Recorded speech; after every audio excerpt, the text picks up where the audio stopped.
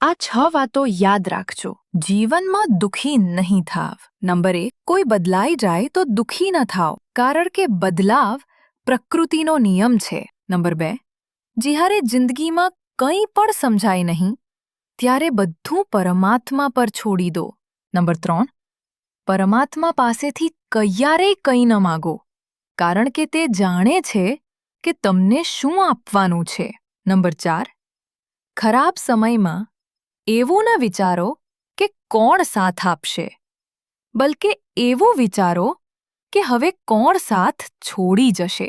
Number 5, જો પરમાત્મા ખુશ હોય તો તે સરતાજ બનાવી દે છે. જો રૂઠી જાય તો દરદરનો મોહતાજ બનાવી દે છે. નંબર 6, પક્ષી એક એક દાણો ખાવા ખાતર 100 વાર માથું નમાવે છે, અને એક માણસ છે જે 100 વાર ખાઈને પણ એક વાર પરમાત્માનો આભાર માનતો નથી.